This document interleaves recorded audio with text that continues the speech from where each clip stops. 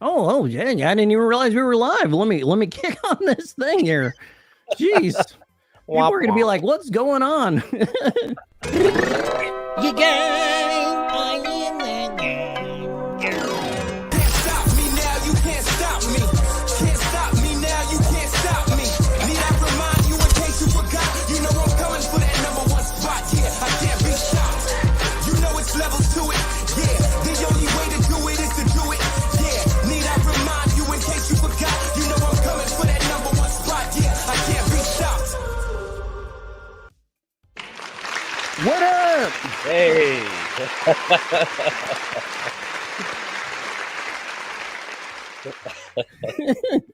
That's Ladies a cool and intro. gentlemen. That gets you jamming. I'm gonna cut off the big old loud like audio voice because that's a bit jarring. Yeah. I'm here with my homie Scott Hewitt of Ninja Turtles and Goosebumps fame and so much more. And I can't wait to pick his brain. What's going on, Scott? Fame. Yeah. How's it going, Mikey? Thanks for having me on the show. Animators always feel that way. We always look at you guys like you guys are celebrities, and animators never feel that way. And I don't know why that is. You're a huge part of bringing our characters to life. Yeah, it's so funny because I think I had the same idea when I was getting into the industry. I'm like, oh, it's this glamorous kind of industry, but sometimes at the end of the day, like any kind of job, it's a job, and I mean, we're not saving lives, we're not a doctor, we're creating fun cartoons, but it's just, and because we love doing it as well, I think it's not something you'd put us on a pedestal for or anything like that. It's not seeking that fame or glory. It's always the voice actors that kind of get that. We're the behind the scenes crew. So yeah, it's always funny when it's, oh, you worked on this. It's like, yeah, I worked on it. Well, we're going to take a look at some of the stuff you have worked at, but before we do, let's kind of warm the audience up. We got a lot of hungry media hounds in chat, and they're going to want to see some VHS tapes. They don't care about our rich careers or what we've done. They don't even know who the Ninja Turtles are. Who are those guys? So we're going to take a look at a couple of VHS tapes, and then we'll move on to your career. Sounds good. What do you got for me? All right, VHS tapes. Yeah, so of course I couldn't come on a show with VHS Mikey without dragging out some of my favorites. And I gave you a little sneak peek last night, and you told me to stop. So I thought what I might do, and for your audience out there, is show you some of the VHS tapes that I kind of grew up with as a kid. So you might recognize Muppet Babies. Oh, yeah, dude. We got the Muppet Babies up in here. Oh, man, I still get that song in my head. How much I used to watch this tape. Look at it. It's so funny because these cardboard boxes, they're more kind of in the States, I find. We switched to the clamshells, and I don't know if you guys did over there, or have they always been in these cardboard boxes? Oh, no, we got clammy boys here, too. Okay. Which I got a Goosebumps Killer Pinata in, which Killer Pinata. What was that? It's not real. It's a boot of the movie Killer Pinata done in the style of a Goosebumps tape, which a buddy made for me, which I absolutely love. Because I was pestering Killer Pinata about putting out a VHS, which I guess they did before. So I'm like, hey, we all want more, and they weren't making anymore. So you gotta take it in your own hands. You had my hopes up. I'm like, there's a Goosebumps book called Killer Pinata? I've never heard of this. But the movie's a lot of fun, and they're making a sequel, so I'm super hyped. Maybe you'll end up animating for it. I have to check it out for sure. And another one of my favorites, The Muppet Musicians of Bremen. Did you ever see that one? No, what the heck's that? It's when the Muppets started doing these offshoot movies like Emmett Otter's Jug Band. Maybe some of your audience know what I'm talking about. But yeah, so this is about these 4 animals that get together and form a band. And there's kind of their masters or their owners were really cruel to them, and they get kicked out of home. And I haven't watched this in ages. I might actually pop it on after we finish. Is it the one with all the Kermits in it, or like his deep lore video, or is it a different thing? No. It's not a deep lore video, but I think there are, Kermit would pop up every now and then. But Yeah, I think there might have been a scene in this one where they're in a swamp and Kermit and some of his crew are there. So yeah, these were something special. Well, I just So remember them all playing together. Like there was a bunch of naked Kermits hanging out. I don't know why that stuck in my brain, but was that the origin? Like is Kermit's swamp years or something like that? I have no idea. Just a strange childhood memory. Are those, speaking of, are those your childhood tapes? Yeah, they are. Yep. So, Dude. and you know, back when you're a kid, you're right. Your parents are like, write your name on it so you don't lose it, and then you grow up to be a collector. It's like, man, why did I ruin that? Wait, do you have your name on it? Yeah. Oh, dude, you got to put that on eBay. That's gonna be a collector's item. I don't think so. Man, I'm ready to get my card Bless out. you. Bless you. Yeah. So that's what I was growing up with. The Muppets, you know, and Jim Henson and all his stuff was a huge inspiration to me. I mean, his movies, The Labyrinth, Dark Crystal, all that kind of stuff. Yeah. Crazy stuff. I love it. You know me. I say this every time I hear the word puppet, and you know I'm 100% in on that. So that was pretty much my childhood. I would watch that, trying to figure out how to make dozer sticks. You know. Yeah. Yeah.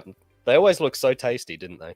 Yeah, they look. I think they were glass too, or glass candy, or something crazy. Oh, were they? Yeah. Oh, because they kind of had like a glass texture to them, and when they'd bite them, I'd be like, I wonder if that's bloodying up their mouths. The stuff you think about as a kid. I don't know why. But yeah, those Fraggles. I remember there was an episode where one of the Fraggles was saying they shouldn't eat the Doozer constructions because they work so hard to create it, and so they stop eating them. But then the Doozer, is it the Doozers or the there might be dozers or something. Doozers? Yeah. But then they're like, yo, we're building this so you can eat it. So please continue. Did their society like grow out of control and just take over everything? I think so. Yeah, pretty much. Yeah, exactly. This is post-apocalyptic Doozer constructions going everywhere. Did you ever see the last episode of the Fraggles? You know, I don't think so. What happened? It was sad. Doc moves out of his spoilers, but if you haven't seen it after what are the Fraggles now, 40 years old, and you know you deserve for it to be spoiled. But Doc moves out of his workshop, and he discovers the Fraggle Hole. Like he discovers Gobo and everyone, but then he moves out and moves into this new workshop. And I don't know, it's a big happy ending. They end up sort of tunneling their way to his new workshop, and it's a big party, and everyone's happy at the end. But there's this really sad moment where, yeah, I can recall Doc just kind of looking back on his empty workshop and Sprocket. It's all sad, and yeah, they sort of shut the door on the place. It was really man, that would break my heart completely. I would be like in tears over that. I don't think I can. Maybe I skip my brain, like block that out or something. Yeah. I'm sure we could talk about the Fraggles all day, but we're here to take a look at your illustrious career, where me and you don't realize we have a lot in common. You know, we're both like computer animation guys, except for you succeeded and I got divorced and dropped out of school. So like, I feel like we went two different directions, and then I got into a bunch of tomfoolery, and you had this illustrious, rich career. So we're going to show off a little bit of it because I want to see what real success in this industry looks like. Okay. I won't be able to play any sound because I'm not sure if any of these clips will ding you or ding me, I guess. And I really don't want to get clapped over it. So it should be fine, but yeah, go for it. All right, let's see what we got here. All right. It's my I don't know why. Oh, there we go. It's almost like I've done this show before, right? Yeah. All right. Well, what do we got here? This would be the opening to my trailer for a children's book that I just recently wrote called Skullboy and the Leap of Faith. Wait, you got a children's book, or are you like using that to like pull Mad Cloud or what? No, I just recently published a children's book about kind of going after your dreams and overcoming setbacks and negativity. And yeah, man. Go ahead. No, I was going to say I kind of wrote it after. Well, I wrote it before I got into the industry. And then when I found myself working on my all-time favorite show, Ninja Turtles, I realized like all the kind of success principles and all the obstacles that I had to overcome.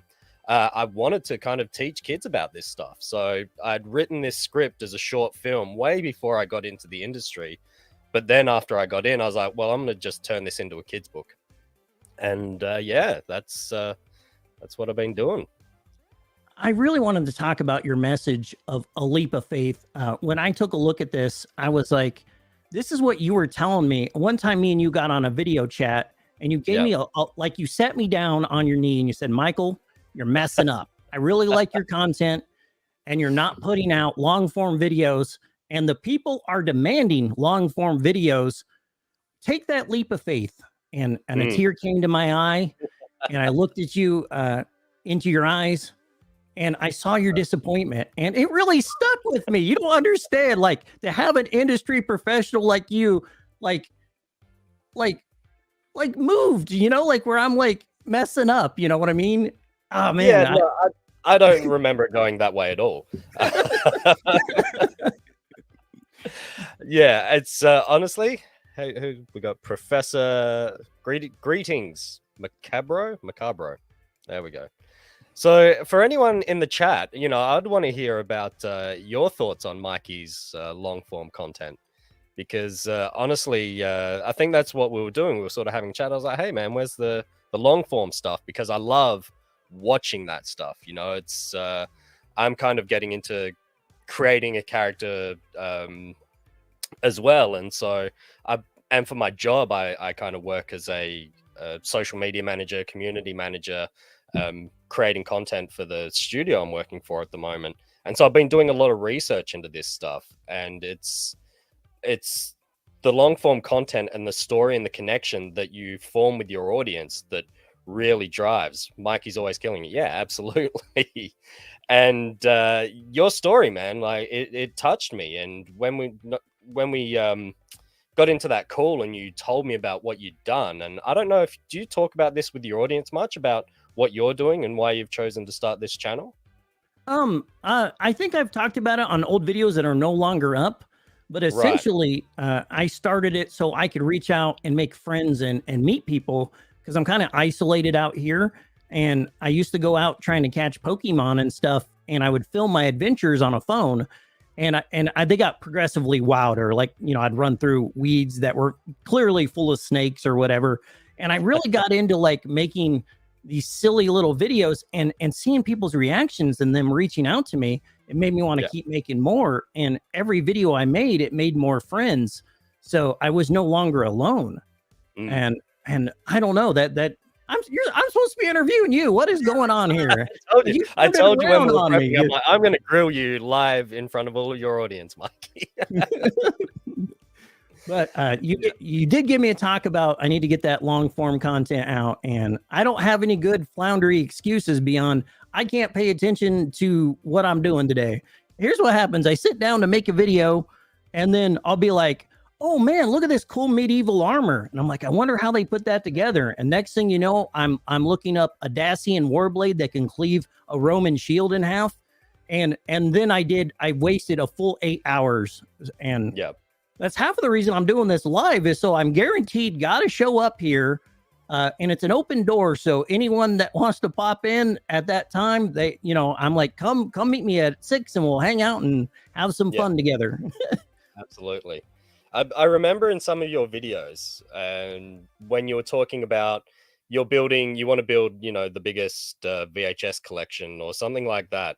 And the more I kind of started watching your stuff, the more I got involved in your story and the more I wanted more. And I think the one that really hooked me was your Transformers video, because you started talking about your memories with your old man. And I probably started tearing up, you know.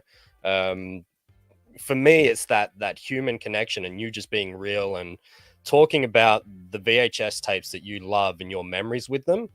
That just really brought, I just wanted more. And I think there was one day, because working as an animator, you can afford to just throw on a YouTube video in the corner if you're doing some mindless button clicking. And I think I watched the majority of your videos in a day, and I got to the end and I was like, I want more. You know, like where are they? And you know, the days ticked by, the weeks ticked by, the months ticked by, and I'm like, okay, Mikey, you know. Yeah, Yeah, I believe don't I let a lot of underestimate. people down. Yeah, and I remember you saying, you know, we were talking about the algorithm and YouTube Shorts, and you were telling me that the shorts kind of get the most reach, but it's also the long form stuff that's going to help you connect with your audience kind of a lot more. So I'm gonna write this stuff down, man. This is make videos, quit being a flounder. Yeah. All right. there you go. To sum it up, all right. quit. We quit also messing said around. that if we got too serious, we were going to jump straight back into the VHS collection. So I think we're doing that. So let's open up some more. All right, well, I brought you something. Since you're like a workout master, Oh God. I was like, okay, I need to get buff for this show because you've been like putting in work. Every picture of you, you're like flexing, doing stuff, drinking like I think you were drinking ginger in one video. It was like a ginger shot or fire something. cider. No. That was I did the ginger shots, but there was also fire cider, which was a fermented batch of apple cider vinegar, horseradish, onion, garlic, a whole bunch of herbs, peppers, chilies. It was rough. I'd drink one of those every morning, and it just kind of opens up your sinuses. It's good. I think I got a slide of it somewhere. It'll probably pop up in our thing here. But I'm like, hey, I'm kind of a gray-haired older guy, so I was like, maybe I should start simple. So I went with Tai Chi for seniors, you know. Fantastic. And this tape isn't very good to watch, but the cover makes me die laughing every time I look at it. It's amazing. Longtime viewers of my channel have probably seen me show this tape off, but my friend Chris of CWR2, he always tells me to play the hits if you're going to be with a guest or on the show. So, absolutely. What do you got for me? All right. So I remember it was Christmas in 1990, and we'd gone to my auntie and uncle's place, and they handed me this small kind of rectangular shaped present. I opened it, and it was none other than the Teenage Mutant Ninja Turtles movie. And that's your original. Wait, what's going on with that cover? I've never seen a cover like that. Like No, this? turn it on its side. Turn it on its side a little bit. Oh, okay. It's a clamshell. It's a clamshell. Okay. For some reason, it looked cardboard. I don't know. I look like a cardboard clamshell. The thing that blew my mind was every VHS I'd owned up until this point. Oh. That's all right. Wait. Let me mute. Yeah, we'll mute you. I'll keep this party going with you guys. Hey guys, while we're waiting on Scott to get set up, I was gonna make him a balloon animal, but I'll just go ahead and make it now. Of a Ninja Turtle. I'm pretty good at these things. Everybody knows that about me. When they think of Mikey, VHS Mikey, they think of balloon animals. They don't think of VHS at all. I've been thinking of rebranding the channel completely. I think that's a good turtle head shape. Maybe we'll throw in, I don't know. Maybe we'll throw it with the green bandana on here. All right. Dude, I think this is going to be my best work yet. I think when people see this, they're going to be blown away. Ah, damn it, scared me. Oh, jeez. Oh, all right, I'm back. My ghost is out of my body. My ghost. What? Okay. Oh. All right, you're back. Okay, cool. I'm gonna give you a puff of smoke to welcome you back. Let's welcome to the stage, Scott Hewitt. Work that thing. Okay, so where we were up until this point, Christmas 1990. All my VHS tapes were black. I get the Ninja Turtles one, and it's this fancy green shell. Oh my god, that's so. It matches your background. Yeah, and I haven't been kind and rewinded the tape. Well, that's because it had your favorite part, and that's what's cool is you can put it in like 20 years later. I say 20, it's probably 30. You put it in, it'll be right where you left off as a kid, so you'll be good to go. So Unless there you you go. watched it recently. No, not on VHS. It's been a while. I had to dig these out just for the show. Oh man, that is so cool. I can't believe you have your literal childhood stuff. That's insane. Yeah, I've kept a lot of stuff. Definitely kept a lot of stuff. Even though I couldn't get the crowd all worked up with my sweet balloon animal It skills, was pretty good. I think we should, since I couldn't pay it off, we should probably take a look at a little bit more of your career, and Let's we'll do it. come back. We'll come back. All right, let's see what we got here. What the heck? You worked on SpongeBob? How come no one told me this? What is going on? You knew I worked on SpongeBob. It was in the thumbnail, Mikey. I'm giving you easy setups here. Yeah, this was kind of, I guess, the last feature film that I worked on. When I was in Montreal, living in Montreal. It was the latest SpongeBob movie they made. So yeah, it was crazy. This is one of the fun scenes. I got to request this scene. This one, that was a lot of fun. Actually, that was my idea, to put the snail, to put Gary in the before. So I don't know how much I can say, but they just wanted all the posters on the wall. And I was like, well, hey, how about we create like the outline of Gary? And they let me kind of roll with it and showed it to the director. And yep, they showed it through to Nickelodeon, and they're like, yep, all good. So it's kind of cool when you have ideas that you get to throw into the movie and they make it in. Man, that never works. I was in my buddy's movie, and I was giving him all these dumb ideas, and he was like, no, that's not happening. That looks awesome. Yeah. I don't think the movie would have been the same without that scene. Yeah, it was cool. It was a lot of fun. Oh man, this is awesome, dude. Wait, what's this? This is a movie called Sergeant Stubby. This is the first movie that I ever worked on. And it was kind of this, they needed help getting it over the finish line. So I moved to Montreal after I was in Vancouver. And this was the first film I worked on. Man, you're like a man about the world. What were you doing in Montreal? Well, I was working in animation. So I was in Vancouver for about 2.5 years. Skipped ahead a little too far there. That's all good.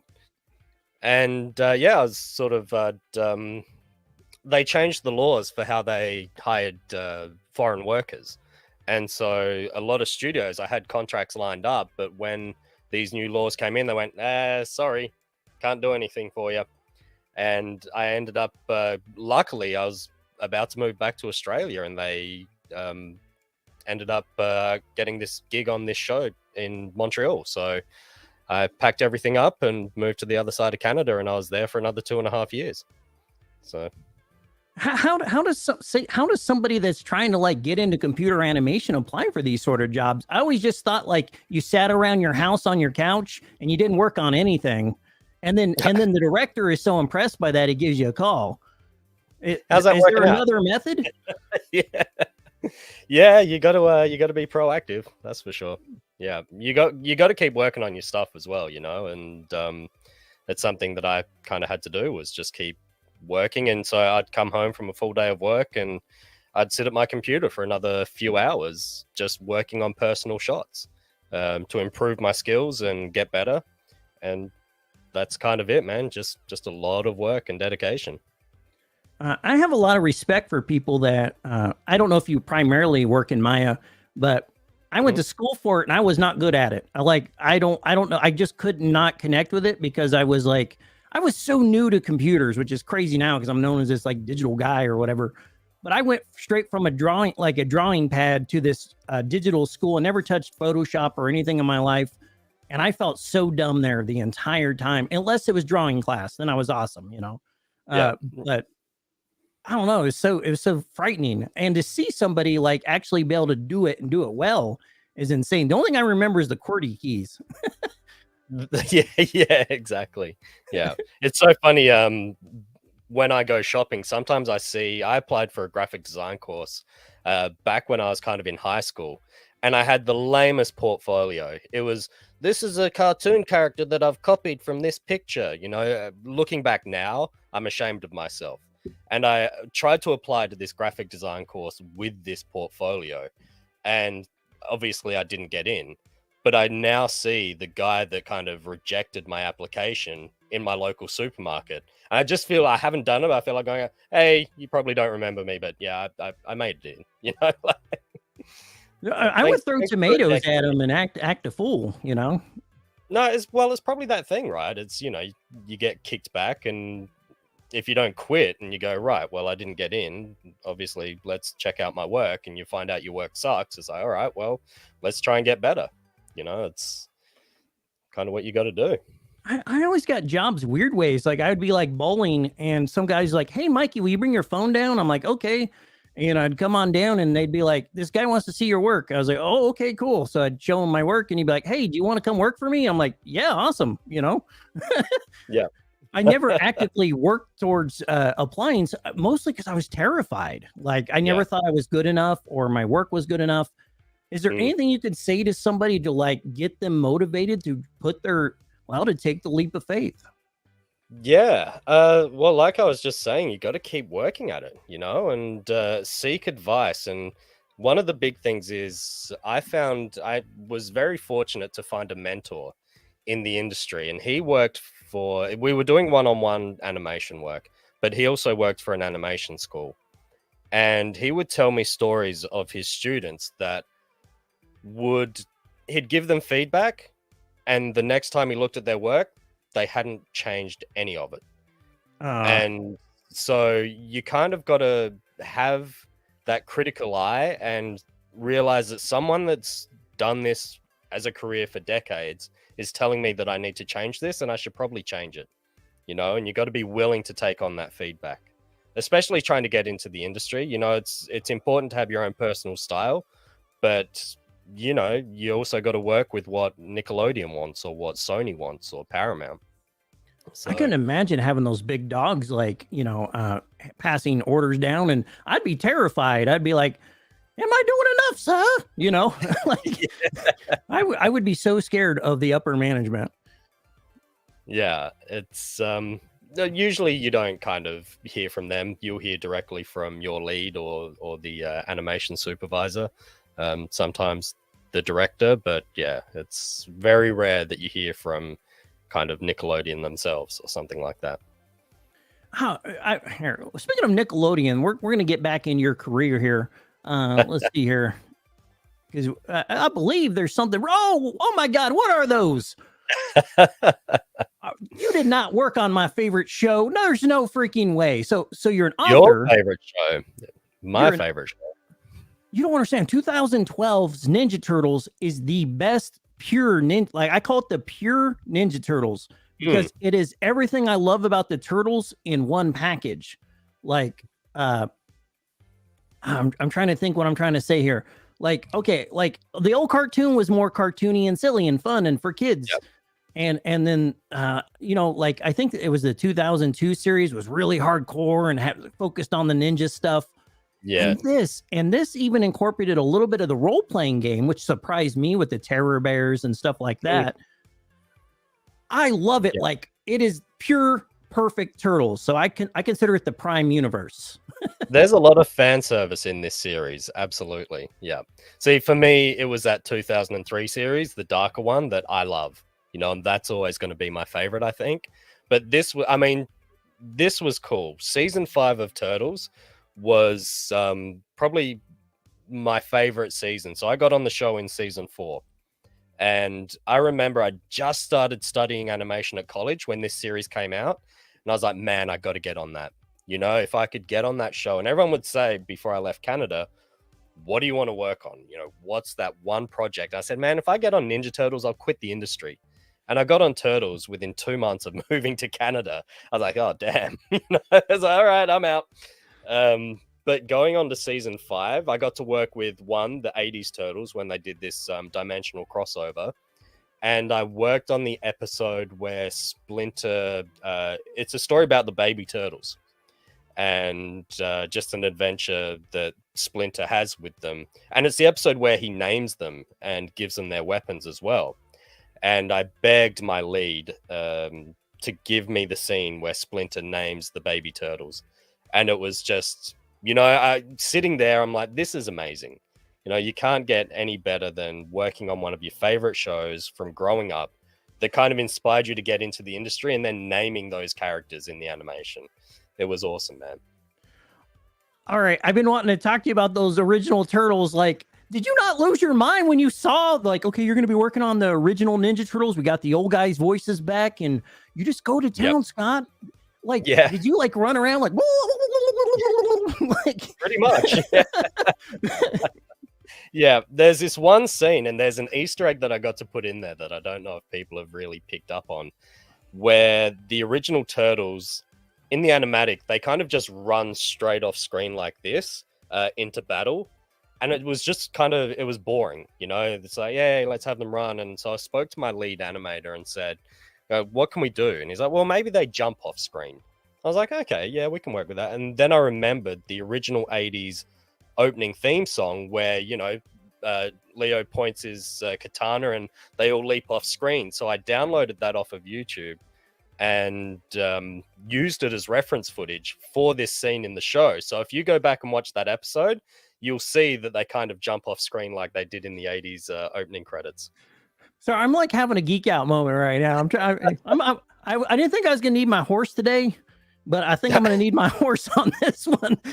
This is going to be a bumpy ride here. Right. Dude, like that stuff is so freaking cool. Like for me, like I loved the entire series, and it was like halfway through it really started picking up and doing these bigger and bigger storylines. And I like, you know, like City at War and all that cool stuff. It really felt like it was ramping it up. And to know that you were putting in those little touches as a fan really explains a lot why I love those later seasons so much. Yeah. There was a lot of cool stuff. We can talk about season 5. I feel like there would have been a better way to do season 5. But talking about fan service, I don't know. There was an episode at the end of season 3 when they're in the Statue of Liberty and they're right up the top. And if you look in the background, it says Venkman was here, graffitied on the wall. I never noticed that. That's so cool. Was that you? No. That wasn't. I wasn't on the show yet, but that's something that I used to appreciate. I was like, that is awesome. Congratulations, you know? They have all kinds of deep cuts. Like I really love that the Terror Bears were like, a lot of the voice actors were like famous horror guys, and you know, oh, it's so cool, man. And well, I call them the Terror Bears. They were the beavers on the show, but yeah, the Dream Beavers. And there was this whole episode in season 3 at the beginning where they had kind of like a Jason Voorhees tribute. It was this big kind of monster in the woods. And yeah, season 3 was just really dark. And I remember in my interview just kind of saying that to the animation director at the time. I'm like, what happened in season 3? He's like, yeah, I know. Yeah. It was so funny. My interview getting onto Turtles was, I think I had the job almost instantly, you know? So the head of animation at the studio, you know, got me in for an interview, and was about to show me all of the work that the studio was doing and all of the shows. And he said, before I show you this, I just want you to know we're hiring right now for Ninja Turtles. And inside, I had that moment. I was like, okay, yeah, cool, yeah, let's see what you got. And did you super poker face at that moment?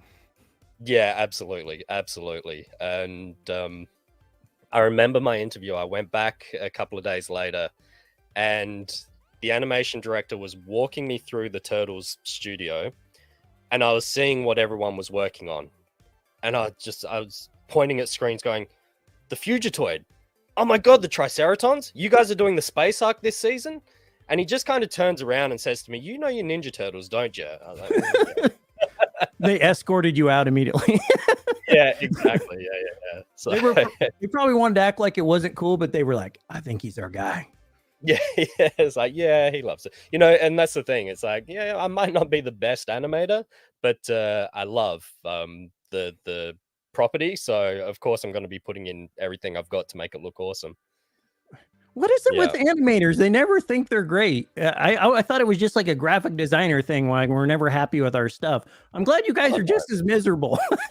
Yeah, no, imposter syndrome is rampant throughout the industry. You talk to, you know, the directors of Into the Spider-Verse, and they'll say that they've got big time imposter syndrome. It's like, can I actually do this? No, what am I doing? I don't belong here. So it's crazy. The Xenomorph squirrel, wasn't that in the early seasons, or was I can't remember if that was later season? No, I feel like that was probably wanna see- season 3 as well. Oh, okay, that's what I was thinking too. Yeah. Oh man, that's Yeah. awesome. So yeah, man. And then a couple of days later, I got the offer, the job offer for Turtles. I was like, holy crap. Look at my boy Mikey putting in work. Yeah. You know, I'm a big Mikey guy. And man, the way Yeah. they do Splinter in this series too, it is the perfect Splinter. It was And cool Splinter. Yeah. I don't want to ruin any spoilers of what happens in the later season, but man, I was moved by that. Yeah. I keep acting like the show just ended. I don't want to let it go. Were you involved in the Ice Cream Kitty skit that they did? It was like a music video they did for Ice Cream Kitty.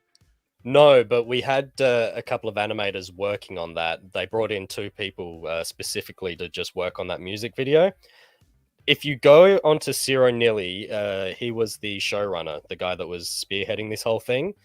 The 2 animators did an alternate ending where I've got a little further there. I can't believe you just found that. There's this alternate ending where Donnie and April are kind of playing next to each other, and in the original version she sort of grabs his tie, gives him a peck on the cheek, but in the alternate version they just full on go at it. She like jumps up into his arms and they start making out and fall off screen. And we Donnie sent it to deserves that Zero just payoff. as a joke. Sorry. I was saying Donnie deserves that payoff. He was working on that for a while. Yeah, the whole Apritello thing was, fans loved it. Like when Ciro posted that on his Instagram, and like I said, it's still on there. If you want to scroll back sort of years and years and years, you'll see the alternate ending that they did. The thing with that Ice Cream Kitty thing is it's weird because it aired like after the show ended for like where I saw it. It was like the last couple episodes, and then that aired. And so I thought, like, oh, if they're putting out these little skits and stuff, we're getting another season. And then it didn't come. Was it hard dealing with it going away? We knew it was ending. So yeah, it was just kind of one of those things, right? Shows kind of got to end. And like I was saying, you know, with season 5, there was such a missed opportunity to make it awesome because they broke it up into the Tales of the TMNT and created kind of these mini sort of movies, right? Where each kind of story arc lasted about 3 episodes. And they brought in Usagi Yojimbo, the 80s Turtles. They did some whole Halloween monster thing.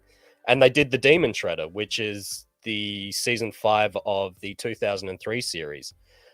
In my head, if I was creating this, I would have paid service to all of those characters, but I would have done like a massive story arc where the Demon Shredder's coming back, and that was the bad guy that everyone had to team up and fight at the end. You know, imagine you've got Asagi, and it's kind of like a big Infinity War saga ending with the Turtles. It would just, yeah. If I could go back and rewrite that, that's what I'd be doing. Yeah, go ahead and fire the current showrunner. We're gonna go ahead and bring Scott in. I don't know. I think you would be perfect. Like, you need to be the showrunner. Like, how do you feel about the new movie? Are you involved in that in any way? No, and that's the same company that was working on SpongeBob. So when I found out that they were doing the new Turtle movie, I just sat outside and just stared at the horizon for a good 10 minutes going, damn it. I didn't mean to rip that horrible scar open, man. I just saw on the animation director's LinkedIn said that they wrapped animation, so I've got no chance. Maybe if they do a sequel. But one thing I used to talk about with my animation lead on the 2012 series is we'd love to see a live action Netflix show that's R-rated, that has those 80s suits, and it's just a little bit older, you know, and they actually go into some deep sort of stuff. I'd love to see something like that. Bring back the suits, bring back the 80s. I'm 100% agree with you. I am. All right, we're going to work on this. We're going to get this going. Yeah. I gotta be Mikey though. I'm like thick enough. I feel like Mikey can be thick this time through. You know. Well, he's the one that eats the most pizza, right? Yeah, maybe he should be a little schlubby. You know. Yeah, absolutely. Oh, we got some turtle fans in the audience here today. This is cool. And the Mad Max, the Mad Max future episodes. So they were supposed to, I shouldn't be, I don't know how much I can say about this stuff. But they were big. And you think about it, they were rebuilding the entire series. You know, we watch it as an episode, but they were new turtle models. They had to be rigs. It was a new environment, new characters. It was a mammoth effort to get those episodes out. Dude, I still can't believe I'm talking to somebody that worked on. You don't understand. Like, I did not miss an episode. Like, and I would call my friends and be like, "Why are you watching this? Are you insane? This is the best." And they're like, "Oh, I kind of like the old show." No, you don't. This is Turtles. This is Turtles as we know it. Look, I love the old show. It has a great place in my heart. I got all the tapes of it, and a huge fan. But like, I would trade it all for just another season of that show. Yeah, I know a lot of fans wanted a movie or something to round it off. Oh, that would be perfect. Yeah, I don't think it's going to happen. But... Well, when you're the showrunner, you're going to change everything for us. Yeah. If given the opportunity, would I like to? Yes. Now, I'm going to be honest. I haven't read The Last Ronin, but I know it's something I should do. But absolutely, 100%. And I think there was that 3D little short that came out of one of the turtles that kind of... I don't want to spoil it. Go and have a look. But it's kind of very similar from what I know to The Last Ronin. And I think that would be awesome. Just give me some dark turtles. I just want some darker turtles. The Last Ronin is great. I'm sorry I'm not reading everybody's stuff. I just want to give Scott an opportunity to chat. We have such limited time and so much. So if we do see your comments and I will bring them up, but I just want to make sure that Scott has his little moment. Yeah, I will get to it. And another thing that I want to see is an adaptation. You know how they had the comics Ninja Turtles Meet Batman, and they did the animated film of that. That was cool. I want to see them do that with the Ghostbusters comic and the Power Rangers comic. I haven't read any of those, but they look so cool. Sign me up. I didn't know that was a thing. I almost had a full Power Ranger sleeve, and my friend talked me out of it. He got a tattoo gun, and he was kind of sucky, and he gave me these really crappy Transformer tattoos. I got a Beast Wars Maximals.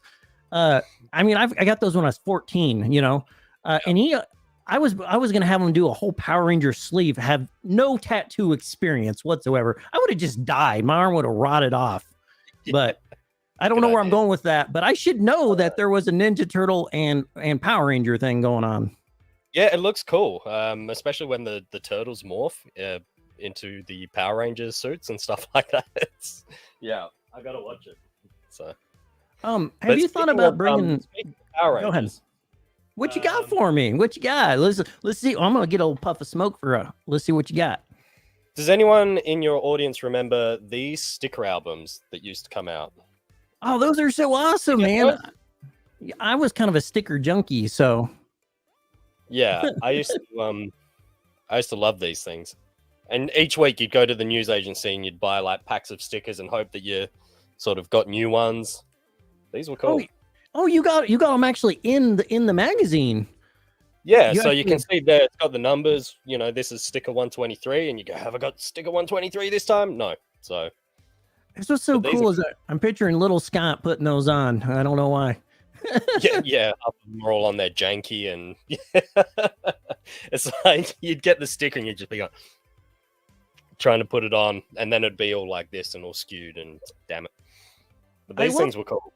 I love how down to earth you are. I feel like we could hang out in real life. Like, that's what I want. Again, that's what I want to do with this show is get to know everybody and get some online homies that maybe become real life friends here soon. Yeah, absolutely, man. Absolutely. It's cool, and that's the thing with social media these days and what you do is you kind of throw out your stuff and you start forming that community, right? You start finding people that are into similar stuff. Like I remember with you I'm just because grabbing a tape. it's all good. I saw your background and I remember sending you a message going, "Hey man, I'm building a background, but just so you know, it's nothing like yours. You know, I had this idea. I'm not stealing your look."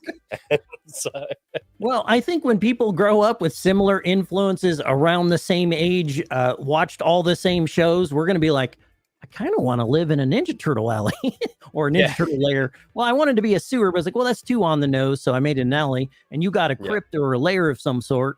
So I think we're good. Yeah, all good. So yeah, but that's the thing, man. You start building these online communities and you start meeting people that are into the same stuff and you do start making new friends. It's cool. I do see people get butthurt over people doing similar stuff, but I think a lot of it is, like I said, we're just all, not to get in a memory loop here. I'm memory looping, damn it. But I lost my train of thought because I memory looped. Yeah. Let's move on to your What do we got? I'll show you a couple of tapes. I want to show you, considering we're talking nostalgic now. Captain N. Oh, the Game Master. Yep. I love when Game Boy came to the season. Yeah, that was season 2, or was that later on? Yeah, I think didn't they only have 2 seasons? Yeah. Oh, well, you got the Zelda too. Oh, every Friday they would play the Zelda episodes, and I always loved them the most. Yeah, exactly. I think Captain N was on really early in the morning for me, but Zelda was part of the Super Mario Brothers Super Show, and you're right. Every Friday they did the Zelda episode. Oh, I should have kicked up the Mario Brothers beat, and we could have wrapped it together. Excuse me, princess. Yeah, exactly. You like, we're the Mario Brothers and plumbing's our game. We found the secret warp zone while working on the drain. Linda, I can't remember the rest, but Yep. You remember more than me. well, I used to sing it all the time. I was in a band for a while, and we used to come out, busting it out on people, and people like quickly boot us off stage. I wasn't a real musician like you. Like, I was a rapper. I thought if you just had a microphone, it made you a musician. But you, however, look at you. What are you playing here? That's not me. Oh, it's not. I thought that was you jamming out, man. Why is this on your page? I organized this event. So when I moved to Montreal, I ended up living there was a guy that was away for a while and he had his apartment up for rent. So I ended up just staying there for the couple of months that I thought I was going to be in Montreal. And it turns out, so the guy that's kind of off in the corner with the cello, it was his apartment. Turns out he's a classical music player, and he and his girlfriend would organize these events where they'd find a really cool venue and they'd go and play their music and get people there. So after I realized I was going to be staying in Montreal for a while, this was the apartment building that I was living in, and this was upstairs. Got a little head there. So that was upstairs, and I said to him, hey, how about we do one of your events in this apartment? Up the top, I'll rent out the space, and we can put on a show. And that's what that was. So way to bone that one, Mike. I wish that was me. He was so talented. I wouldn't be surprised. I would not be surprised. You do everything. I'm like, oh, and he's a musician. And he's a musician. Not me. I can play a few chords on the guitar, but as soon as I get to the F chord, it's not happening. or a B. I can't do a B chord. So I'm good with G, C, E, E minor, D. Yep. You only need to play well enough to like when you're at a party and no one's paying attention to you. You just got to bust out the guitar, kind of mess with it. Before you know it, you got like a circle of people around you, like doing their thing. It doesn't matter if you're good. They're drunk. They don't care. Yeah. But I only know how to play sad, depressing songs though. So a lot of the times everyone's like, oh, there's that guy over in the corner playing his drinking his beer, playing his sad guitar songs. So I stopped playing at parties. I absolutely love sad music. Like is what motivates me when I got to do graphic design and I'm like working through a big workload. I'll play the most depressing stuff. It used to drive my coworkers nuts, like the most emo, sad, just heartfelt, making like I'm almost in tears while I'm drawing. And I'm drawing like happy, friendly stuff. For some reason, to get my creative juices, I got to bring myself to a state of just utter despair. It makes zero sense. Yep. Yep. It's the curse of being an artist. Feeling things. I had this little clip of you guys doing like a push-up contest. I sped it up so like it would be more tasteful. But is this how how animators stay in shape? Because my whole like being schlubby thing isn't really working out. Well, backstory, when I was in Vancouver, it was quite possibly one of the unhealthiest times of my life, especially being in Vancouver and discovering what's called poutine is now, I think Playing with Plastic said Montreal in the house, which is awesome. You know exactly what I'm talking about. It's kind of fries with cheese curds and like a sauce, a gravy sauce on top, and it is delicious. So in Vancouver, I discovered poutine. I was eating a lot of it. I discovered karaoke, and I was going out every Friday night, just having a good time. And when I got to Montreal, I went, you know what? I kind of got to turn this around a bit. So I really kind of took that fresh break. You know, I was in a new city. No one knew me. It was time to kind of do a bit of reinventing, and I just started getting in shape. And yeah, that was with my girlfriend, and we were both doing this competition called the Sally competition. I don't know, it could be called that, but it's to the song Moby's Flowers, where the lines are: you bring Sally up, you bring Sally down. And when he says bring Sally up, you go into the top of your push-up, and when you do bring Sally down, you go into the bottom of the push-up, and you got to hold it until bring Sally up is said again. And you got to try and do that for the whole 3 minutes, and it is brutal. I thought you were doing like when I asked you, I thought you were doing yoga. Like I thought it was the downward dog or something, and I was trying to do it like like you guys were, and I just laid on the floor for a while, and I was clutching my heart, and you know I could probably get a little workout going down there, but I don't know where I'm going with this bit. But to move things along, we're gonna. Oh, what up, Kimberly? How you doing, man? I call her Kimber, but hey, Kimberly. I met her playing Pokemon Go. Isn't that crazy? You think you would not meet people playing Pokemon Go, and I was out walking around catching pokes, and man, I'm smoking myself out here. I was outside.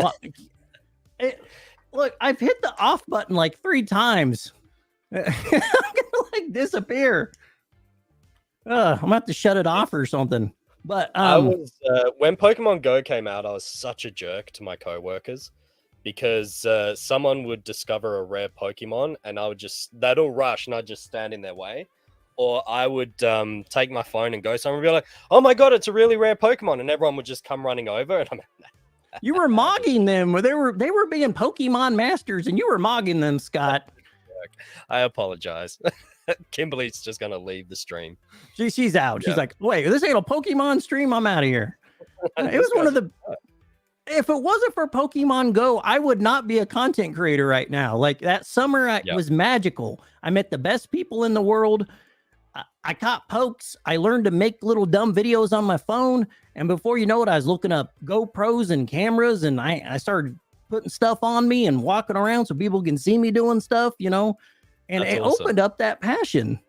Yeah. So we take that personally around here. Yeah. I'm not welcome back, am I? No, we'll have you back. I mean, you are an acclaimed author, so we could probably use a little class on our channel. You know my chat. You guys are hooligans. You're like me. You guys, absolute hooligans. But I love everybody in chat. They're awesome. This is a cool chat. Yeah, everyone's kicking off. This is awesome. Professor, did you guys get to play that amazing TMNT collection and Shredder's Revenge video game? No, not yet. But I have watched some of the footage from Shredder's Revenge. It looks sick. It looks just like the old days. like the old arcade classics. Oh, I'm Mikey's just gone. getting the smoke machine off. But I remember the local video store had Turtles in Time, and yeah, I'd always be in there just dropping in the, well, you guys say quarters, but I think it was 20-cent pieces for us down under here. Do we need to help you, Mikey? Do we need to call someone? Oh no, I got to shut off. It's just the whole place is the whole place is on fire. It's on fire. This is what I like to do. I like to get professionals on this show and explain to them, you know, and light my set on fire and show them ponies and stuff. There's a reason why I don't work in the industry anymore, I imagine. I hope you don't ever get an employee like me. I was terrible. I would only work 8 hours. I was like, no way, I can't work another hour than 8. I'll go insane. I'm about ready to like crawl through the wall right now. I hate being chained to my computer. Yeah. Well, my big thing. I think I was the same. I was the same sort of employee as you. I'd be like, all right, I'm out. Everyone's sort of staying back to do their shots, and I'm like, no. Well, I like, I would do my work. I would work the entire time. I would get everything done. But man, when it was my time was over, I'm out. I mean, I walk everywhere because I don't like driving. And I would be before you could even talk to me. Yeah. I don't know where I'm going with that bit either. Dude, I used to rock that arcade. Yeah. I remember that Simpsons one as well.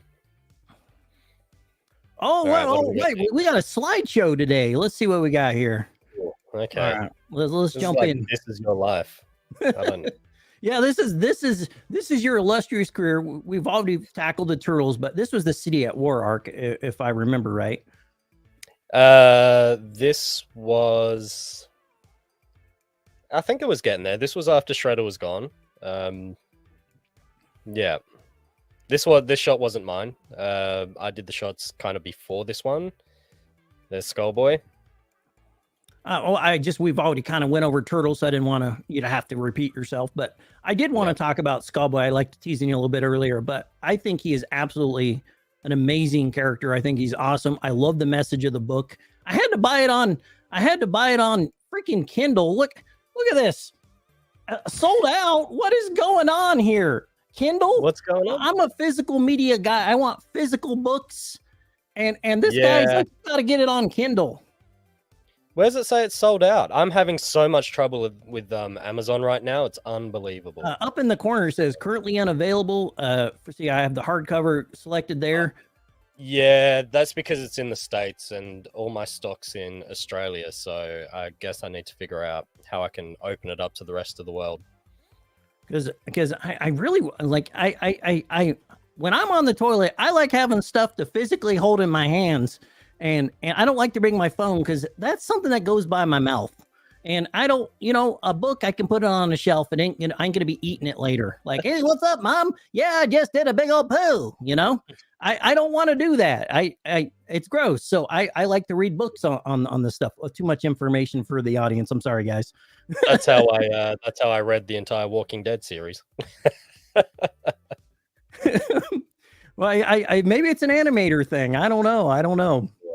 Well, thank you for pointing that out to me. I'm gonna see what I can do. But that was my Krang too. He's like, yes, that's so cool. That's awesome. So you got such a cool thing going on, man. Like, you can create your own artwork. You got it made. That was my 30th. Are you gonna say this isn't you too? No, that's me. That's definitely me. See, I think you were hiding it about that guitar party. So you are really jumping out of this plane and dressing up as Mr. Freeze? It was such a sick costume. I won the best costume that night, I think. Or the most effort. I mean, clearly it is amazing. And you even threw in the slippers, which is a nice touch. Yep. Hey, Goosey. What up, Goosey? And yes, Kimberly, you're right. He needs to be a voice actor as well. Yeah. I would. Kimberly's been pushing you. You got everyone pushing you to do stuff, Mikey. Come on, let's go. Well, that cuts into my like laying around feeling sorry for myself. Like, I gotta do at least 4 to 6 hours of feeling sad, and then I gotta like I gotta lay in the grass and make my neighbors think I'm dead, and lay out there with my dog licking my ear and stuff. Or I guess I could work on content. You guys want to see me do some more content? Let me know in chat Yeah, or something. everyone say yes. I need more long form VHS Mikey videos to get me through my workday, please. You've been busting my chops for a while. I feel Oh, guilty I'm about it. I'm like, he's gonna know. And you did know. Do you ever get floundery employees like me? Yeah, 100%. I've probably been one once upon a time, but then I realized it doesn't get stuff done. Why is it okay? I remember this movie being called Slappy's Revenge, but it's like Haunted Halloween. Is it called Slappy's Revenge where you're at? No, it's always Haunted Halloween. I think Slappy's Revenge was just a novel that they made, and that's what they called the novel. Oh, okay. Because my brain like made it. This movie was called. What was it like working on Goosebumps? That had to have been like coming home for you. Well, it's funny you say that because after Ninja Turtles, I was like, well, I've capped out. You know, I said if I got Ninja Turtles, I'd quit the industry, and that was 2 months in. So at the time when I started working in animation, the first Goosebumps movie came out, and I said, right, if they do a sequel to Goosebumps 2, then I'm going for that. And I remember, and this is another, it's one of those weird things that just happens when the stars align. So I'd moved to Montreal, and I was working on that Sergeant Stubby, the dog movie. And again, it was a short contract. It was only meant to be a couple of months, and then I was probably going to be heading home. And I ended up getting an interview with this studio that was kind of part of the same family as the one doing the movie that I was on. And they brought me on for a contract. Well, no, I think I got an email from the recruiter, and they sent me a list of the movies that they're working on. And right there, Goosebumps 2. I was like, I'm in, you know, like, yeah, exactly. And so luckily I got the job. Yeah. And I remember talking to the animation director, and I said, hey, if there's any work that I can do on Goosebumps 2, can I get it? And he just kind of turns to me and goes, really? Because in the industry, it wasn't such a big movie, right? It's just kind of a kid's movie that no one probably really wanted to work on. It was just paying the bill. It's not a big movie. It is Goosebumps. Like, it is these. Yeah, I know. So anyway, I got on it. The Kimberly, you know the scene where the witches spin up out of the ground? That's me. Oh my God. Are you ever on a date and you say to your gal, you know, I made those witches? If my girlfriend is watching, I don't think I ever have. I would be not using initially that. though. They got to get to know me first, and yeah, she had to. Before I let her in on my geekdom, I had to. Yeah, it's kind of. But she's a big nerd for Lord of the Rings, so we're good. Hey, so if you do that, you'll get big brownie points. You know, maybe they'll make it. I'm sure they're gonna make more movies. I'm sure. I would like to see another. They've already got more movies, and they've got the Rings of Power series that's out, which I don't know. I'm on the fence on that one. I tuned out, and that. Why am I tuning out of Lord of the Rings? That's not good. No, Jason, here's a shout out. How's it going? I didn't see him there. So, I hope you like the movie. Oh, I imagine I so. wish I could show you my Goosebumps, my book collection, because I too. Well, you got some books for me? I'd love to see your book collection. Well, I don't know, because we were doing it through my phone, which kind of oh yeah, it was I don't see it down on my little thingy here. Let me try and come back in with it. Maybe sure. You can make some more balloon animals. Yeah, I'm sure I can find a way to entertain everybody. Oh, okay. So my girlfriend just sent me a message saying that I told her about the witch scenes when I brought her and her friend's kid to the studio. So I definitely. Well, I only know that because I did a project for the Backstreet Boys, and if I see a girl that I'm on a date with a Backstreet Boys shirt, I'm like, you know, I worked on their What Christmas music project video. did you do for the Backstreet Boys? I did their Christmas. I used to do motion graphics, and I used to make motion graphic videos because I wasn't very good at animating, and I think they thought they were getting a full animation, but it was just motion graphics of the Backstreet Boys, and it went over like a wet fart. But I never tell them that. Their fans hated it because they weren't in it because they were cartoons and stuff, and but I never tell them that part. I'm like, I worked with the Backstreet Boys before. Are we? Is it good to bring your stuff into the stream? Oh, I can't hear you now, Scott. Oh, we can't hear Scott now. Yeah, I muted myself, so okay. in case you heard me through my phone. Okay, let's see what we got here.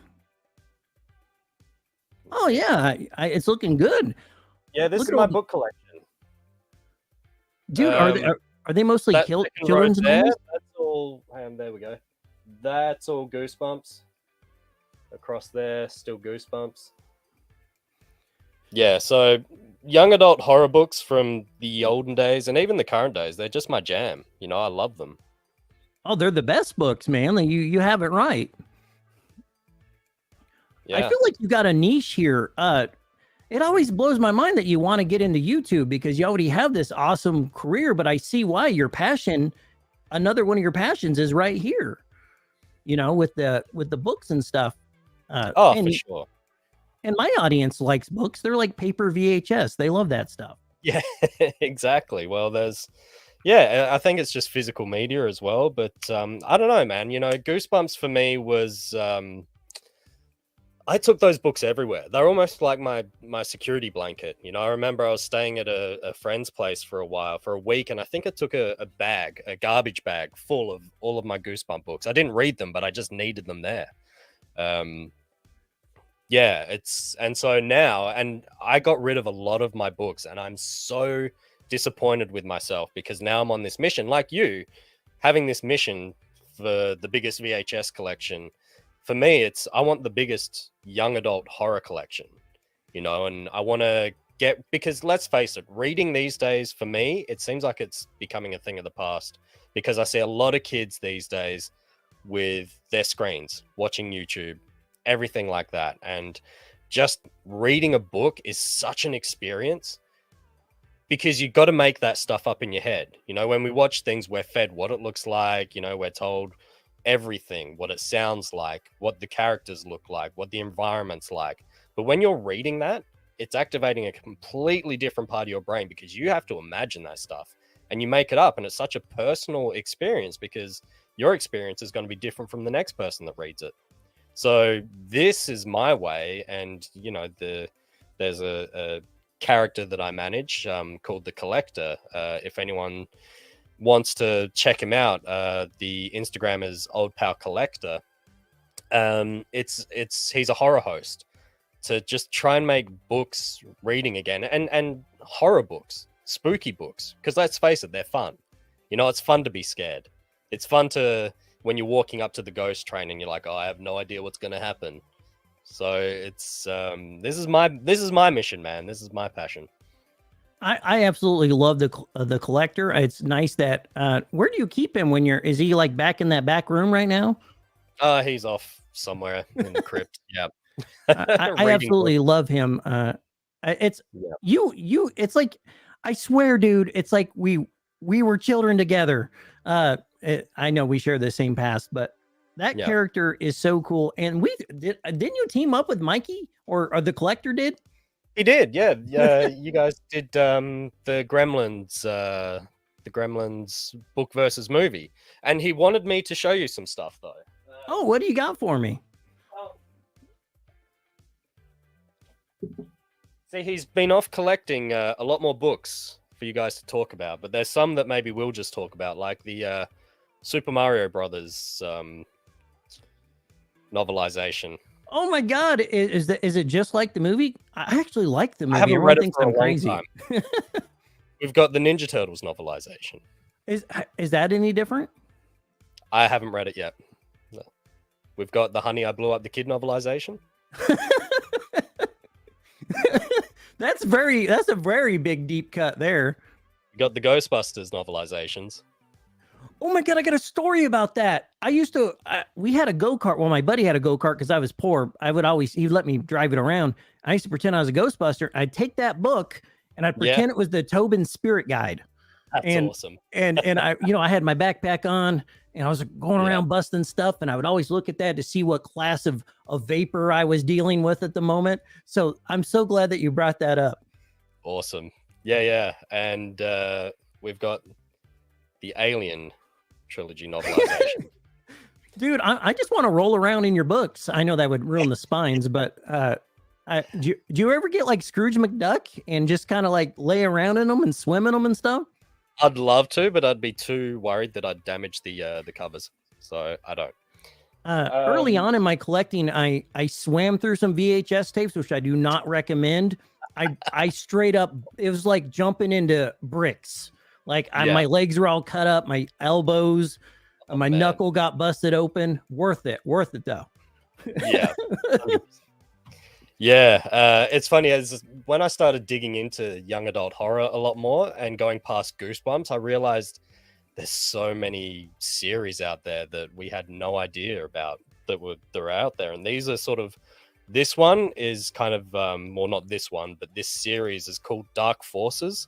And it came out in the 80s, and these are really hard to get these days. Luckily, I found them pretty cheap online, but yeah, there's a lot of these really cool kind of vintage sort of books that I'm really looking for now. And this one, I'm not going to show anyone what it is, but this is quite possibly my favorite young adult horror book. I've got fond memories of this. I still remember the day when I found it in the news agency. It was part of the lot of books that I got rid of when I was moving to Canada, and I regretted it ever since. And I managed to track down. You can't show it? Is there a reason I'm why? not showing it.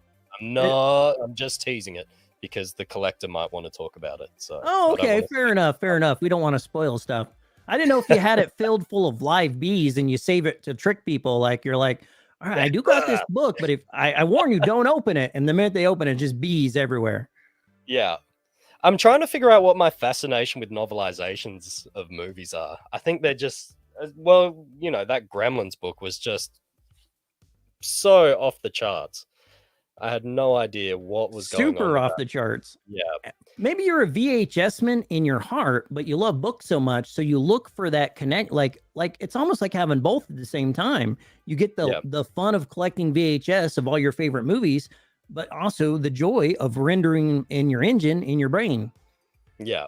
I think also, remember when, back in the day when VHS was prominent, a movie would come out at the cinema, but then you'd be waiting months for it to actually come out on VHS, right? It'd be at least 6 months before you could actually buy it, maybe even longer.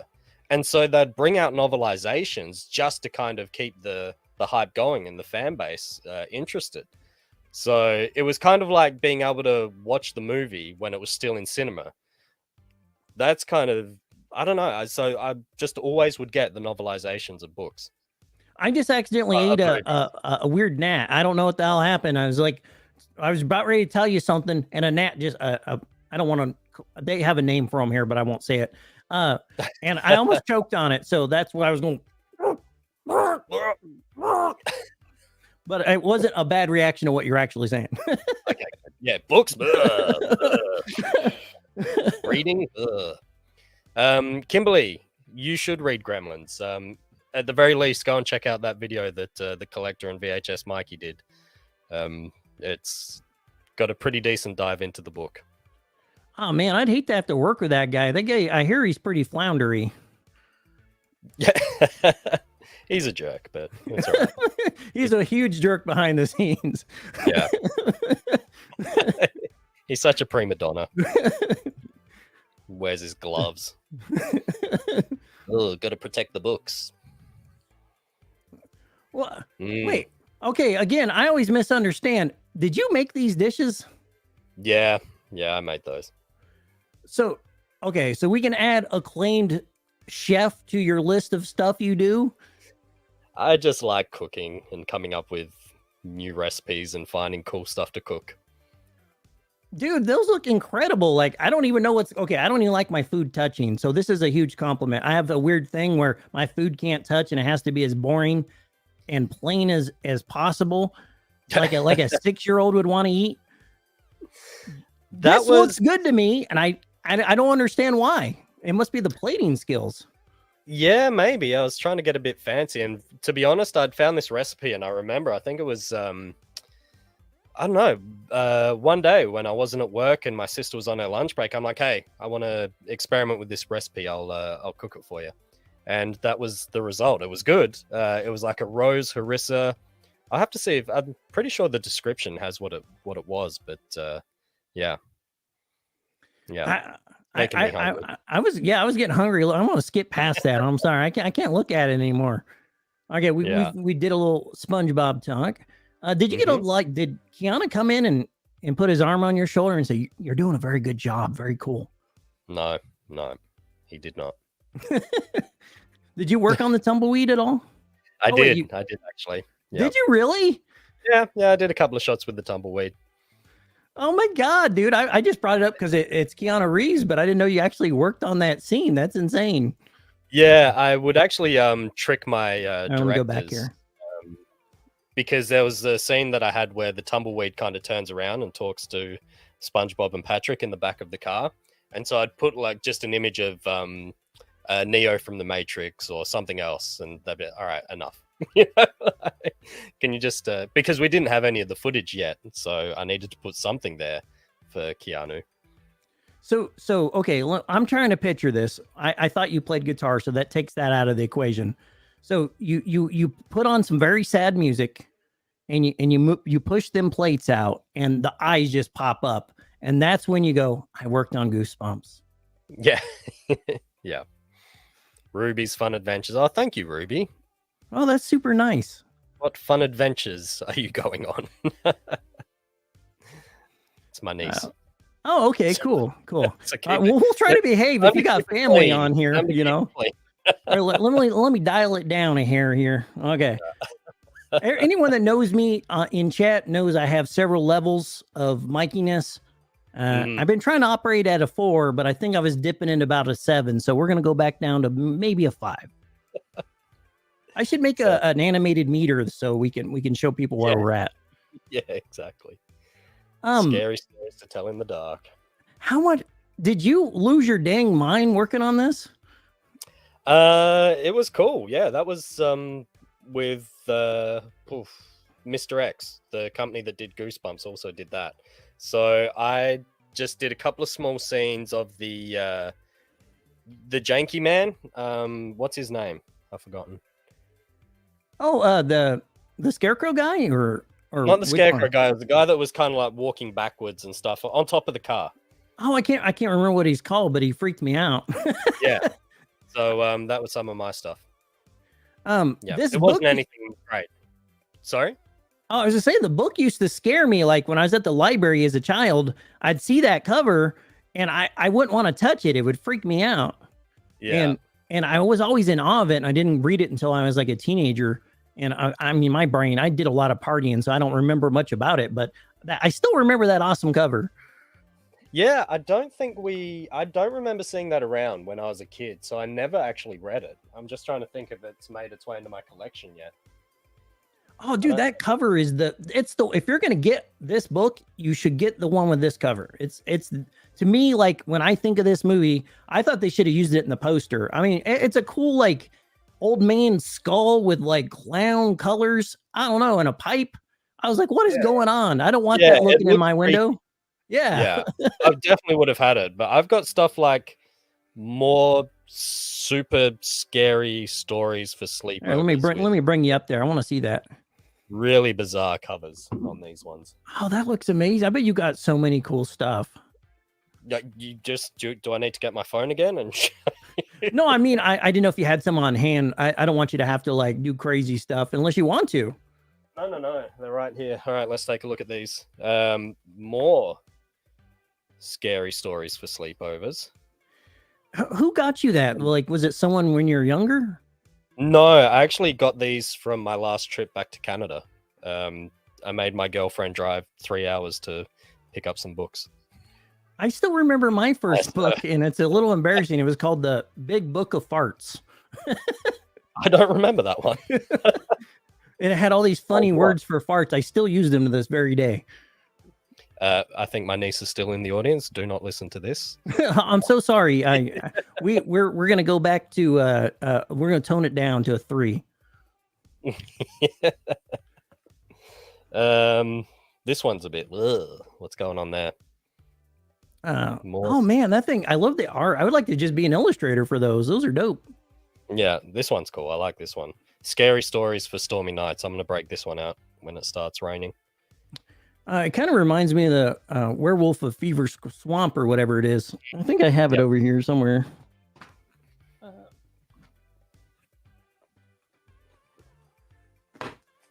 Of course, it's the one tape I didn't bring. I still like Stay Out of My Basement the most. Yeah, you know what? The only Goosebumps VHS I had, and let's see. I'm gonna disappear for a second. Yeah, man. You're in the basement. Yeah. I don't have any cool basement sound effects, so let's see if I got anything that works. I don't know if that's a good coming out of the basement noise. I was trying to do like a you I came thought up that's so the wrong time. dramatically. You that Goosebumps, reminds this me. was the Go ahead. only one I had. Oh, that's awesome. It looks like it's different than the ones we have here. Let me Wait, see that what is it? cover. Can I see that? Actually, no, I had A Night in Terror Tower. Where's that one? What's on the back This of the that? Haunted Night. Is it Oh, different? this is no. Someone, a Goosebumps collector gave me this one. Oh, cool. I messed up. But I've also got the Mask animated series. Oh, I love that cartoon. I mean, it's a little hard to watch now, but at the time, it was like perfect timing. Oh, I love Pac-Man. That's playing dirty pool. I'd give you a puff of smoke, but I forgot I unplugged it because I didn't want to burn my house down. I watched this one so much when I was a kid, over and over and over again. I absolutely love the sound effects on it. I don't know what it is. I should have added some to my thingy. Yeah. This was quite possibly the first horror movie I ever saw, Night of the Creeps. Oh, that's man, and you own Night of the Creeps? That's awesome. That's a great find. You can I see didn't know it's from the video store. Because it's Oh, still man. got the sticker, $3 a week on it. What's the tape look like? The slab? Is it The a what? the tape? They're called slabs. Okay. Oh, that looks great, man. It looks awesome. Yeah. But I feel like I've also got a bit of a collector's item back here. Oh, you all right? Let's go for the big reveal. I need a drum roll.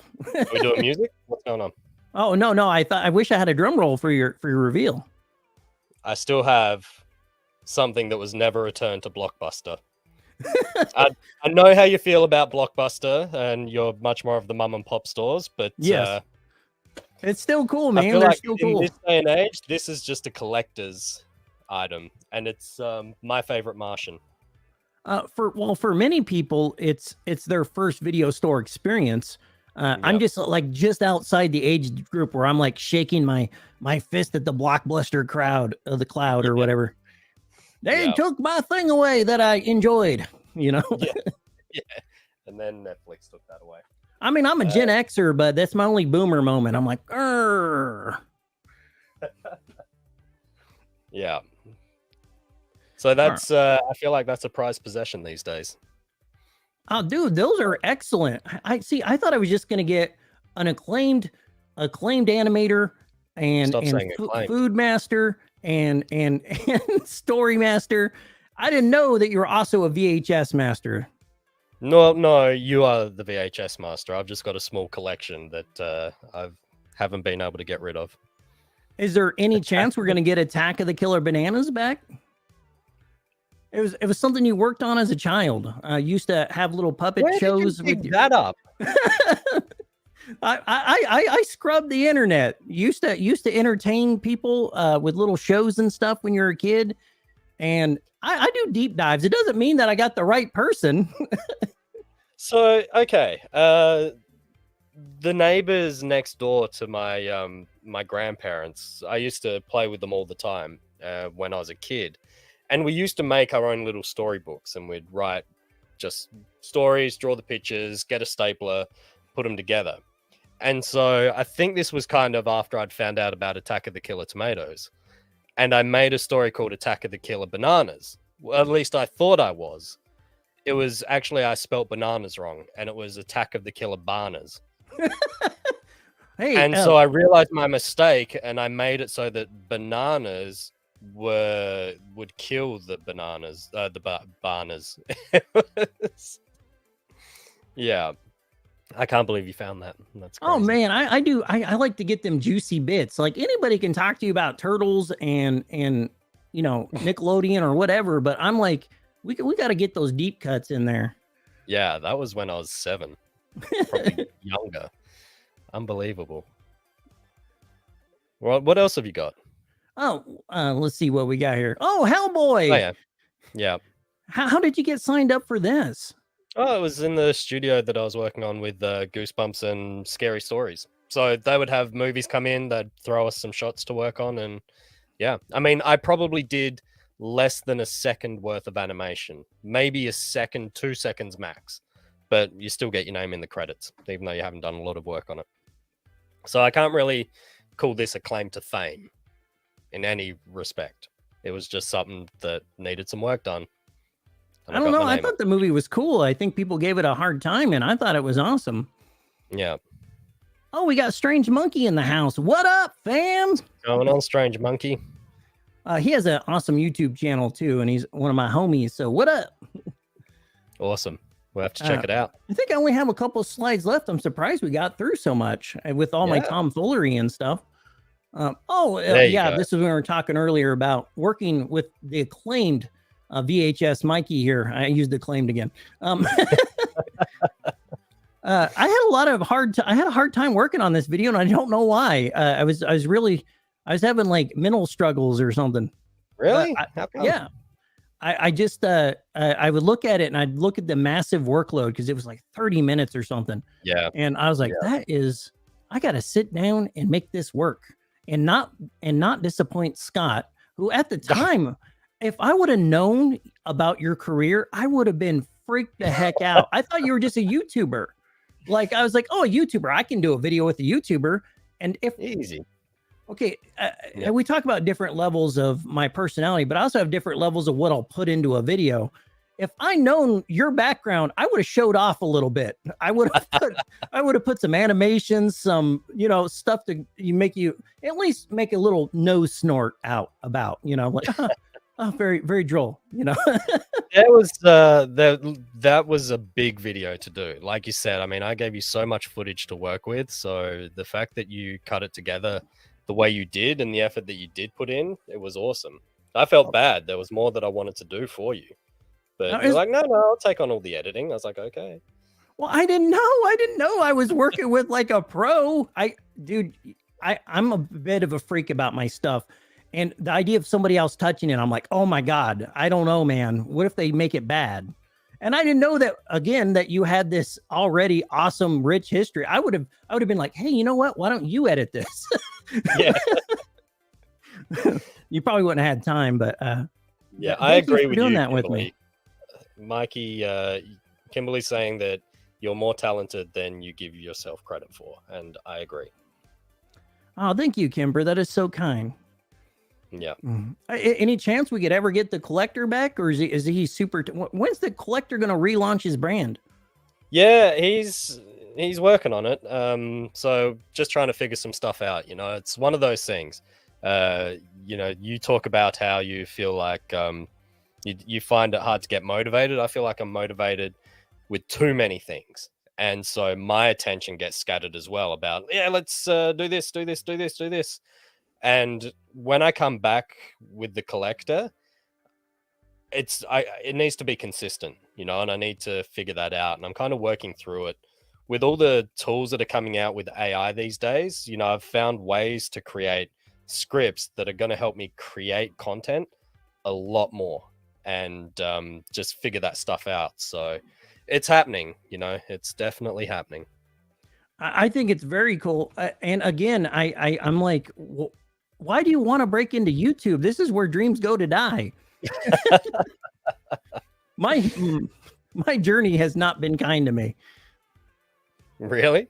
No, my dude, I've had so many YouTube channels. It's insane. Like I've tried everything. I've thrown everything at the wall. And I said when I started this is it. I'm not doing anything else.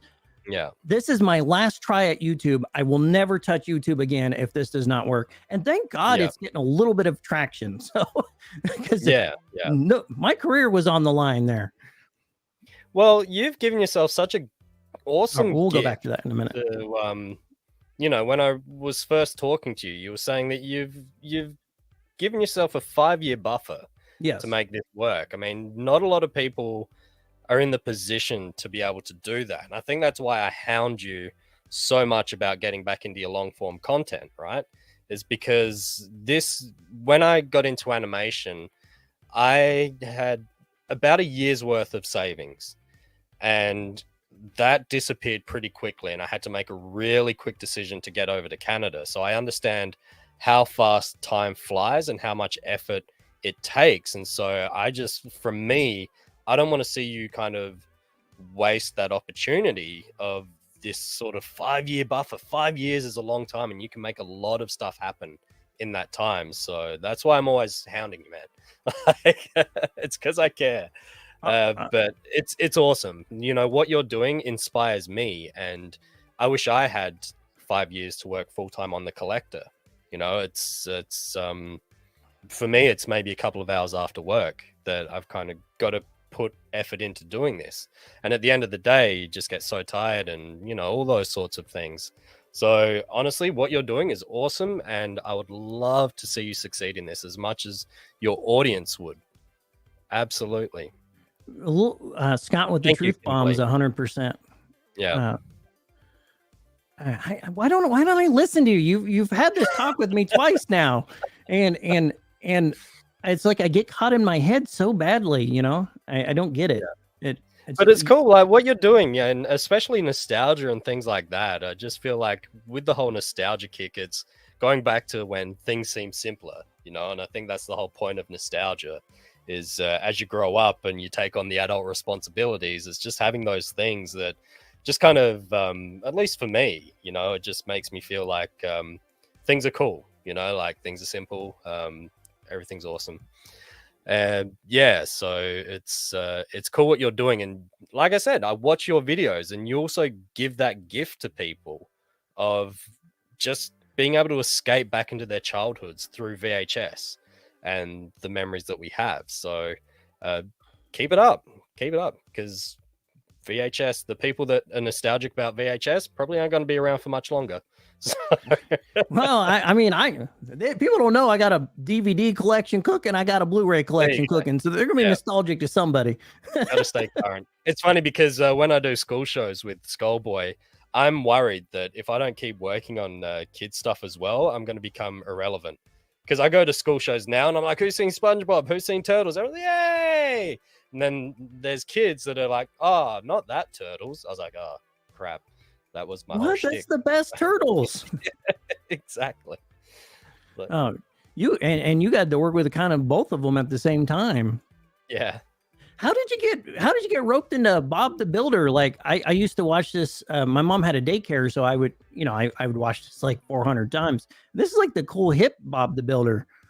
Yeah, that was my first gig in the industry, and like I said, so you know the whole concept of Skullboy's leap of faith is I took that leap of faith. Like I said, the money I'd saved up was starting to run out, and I kind of had to go. It was now or never.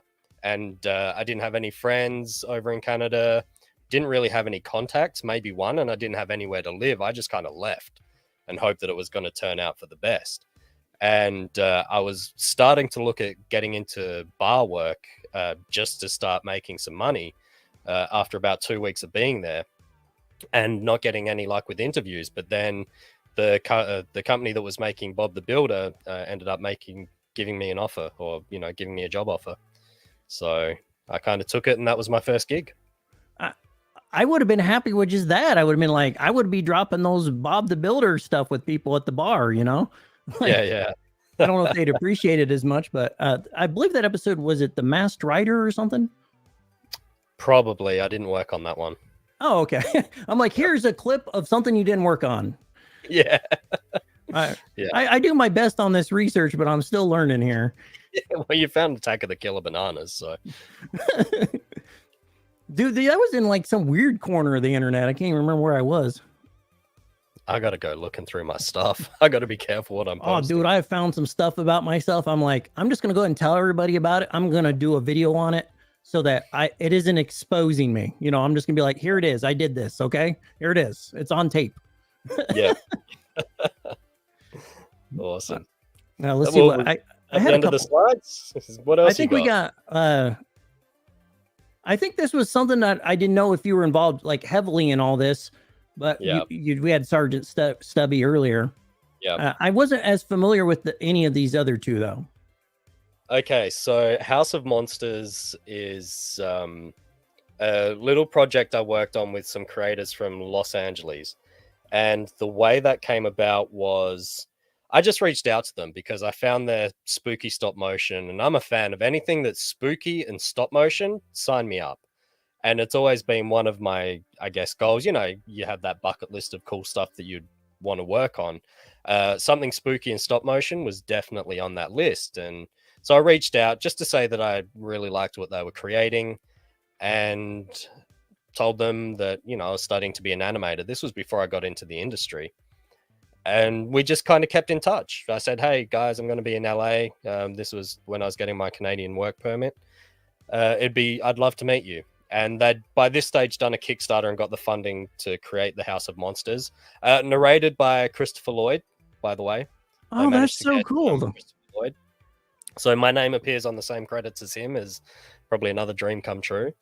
And yeah, they were telling me about what they wanted to do with the short film, and they wanted to set the village on fire, but they didn't know how to do it.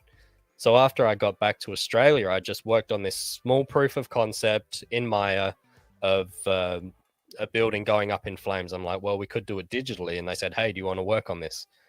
And I had no idea what I was doing. Don't tell them that. But I figured out how to kind of create the village that gets set on fire, and ended up doing all of that through Maya. That is every job I ever had. I go, oh yeah, I can do that. And I'm like, spending the next 3-4 days trying to learn how to do that. Yeah, exactly. Don't turn down work, you know, ever. Yeah. I no longer work in the industry. I'm nearly impossible to get me to draw anything. I say yes, I'll do it, but it's never going to happen. Just so anyone knows, okay. I'm never going to draw anybody a logo or anything ever. It'll never happen. Damn. All right, I'll remember that, because I do want to revamp my logo, but I guess it's not going to be you. Dude, you should get one of them like awesome, like God, you've worked with like 1 million people. Who did the illustrations for Skullboy? There were 2 people. It was Andy Espinosa and Jesse Esabel. Yeah, so some really cool people. Okay, draw me a logo. Yeah, exactly. Everyone's just going to be asking you for logos now. Well, I let friends down because I'll be like, yeah, I can do that. Yeah, I got time for that. And, you know, that cuts into my despair. That cuts into my floundery excuses. I don't think I'll ever get around to it. Yep. You got to love a flake. They're always great to work with. All right, we got a little bit of time. Is there anything you want to close out with? Is there anything from the audience? Does anybody have any questions for my man here? Yeah, I think I've given you the hard word quite enough. I'm very happy with this. Thank you for coming by. I am like I'm trying not to be like about everything you're showing me, but like that's how I'm feeling inside. But I only had to grab my horse twice, so we're doing pretty good. There you go. I'm wondering, maybe there's some more stuff I can show you from my Mr. Okay. You know, in the vein of physical media, Toonstruck big box PC game. Oh man, that game was crazy. Wasn't it like claymation or something? No, it was kind of Roger Rabbit style. So Christopher Lloyd was kind of photographed and put into the game live action, and then there was a bunch of cartoons sort of around him. It was really cool. I miss physical media. I miss big boxes and Oh, the computer section used to be life. Like I would buy all the Sierra games because they had real people walking around in them and stuff. I was like, this is the future. Yeah. Like, yeah. I've just backed a Kickstarter campaign called Foolish Mortals, and it's a point and click LucasArts or Lucasfilm old school point and click game, but based in the Haunted Mansion or inspired by. It's really cool. I would sign. I should probably go ahead and contribute to that. I do like supporting good projects. You're actually been when I was looking at your Skullboy stuff, I can't believe you got your money for it.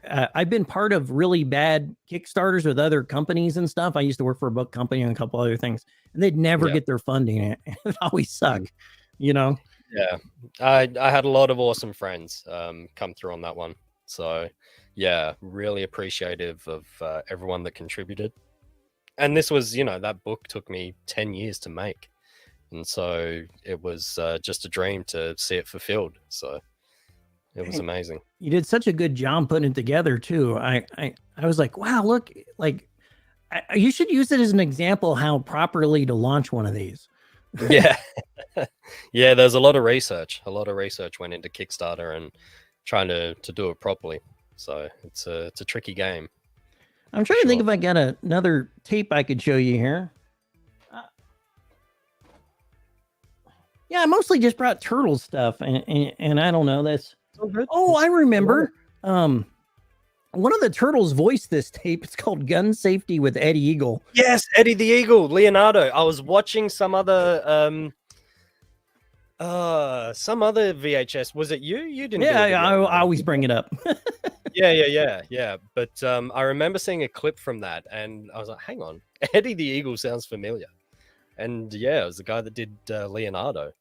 I actually have a whole costume of Eddie the Eagle I put together. And I was going to wear it to the show, but I was like, do I want to sit there for 2 hours, have a serious conversation dressed up as an eagle? Maybe not for this show. Maybe a different guy. Yeah. I'll do one of my silly buddies or something with that one. I always love coming on their shows and harassing them, with something random. Yeah. All right. Well, let's finish off. Maybe talking about what's the next video you're going to do, Mikey. I've got questions for you.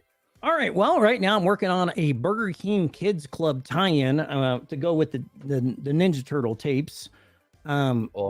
I'm doing a lot of animation for it. I've made a lot of characters. I've showed you some of those little talkie guys, little 4-frame simple guys, probably straight out of art school type stuff. But I'm really excited about it. But it has been slow moving for all the floundery reasons that I said earlier. Yeah. Well, we need to get you onto some of these tools that are coming out to create stuff because it's going to speed up your workflow 100%. Oh, yeah. We'll exchange some of that behind the scenes. We got to keep some of those industry secrets. Ooh. Yeah. No, share and share alike, man. The more people that can make cool stuff, the better. Yeah. Especially if they can make it and not ask me to make it. That sounds incredible. Yeah. Is there anything you want to say to your fans? Thanks for tuning in. Yeah. Oh, your camera froze up for a sec there. It's probably the really bad Australian internet that we got going on down here. Hopefully the video's been okay for people. I can never tell. Yeah, it might just be bad on what I'm seeing here. We might have an Oklahoma windstorm going on. Kimberly, go outside and is there wind outside? We get those bad dust storms here, but we're going to wrap it up because it looks like your camera's freezing on my end, and I don't want you to be stuck in a, like something where you're looking all crazy, All good. But thank you so much. Thanks for chatting, man. It's been cool kind of, hanging out with you. We've done some stuff behind the scenes, but it's hopefully we can work again together. We always have the best chats behind the scenes. I always wished I would have hit record on like 90% of what we talk about. But thank you so much, and I will have you back if you'll ever come back. I tried to behave for you today, which is really hard for me to do.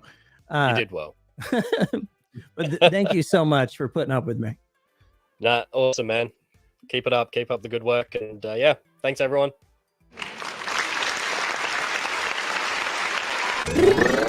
You gang.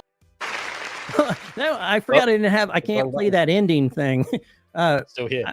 Yeah, I had an ending thing I was going to play for everybody, but I was like, oh yeah, I got dinged for copyright on that, even though I paid for the Oh, music. So just okay. imagine there's a graphic going on, like it looks all cool. We could act it out, you know. We can be like, there was cool stuff going on, but later, guys. See you, dude.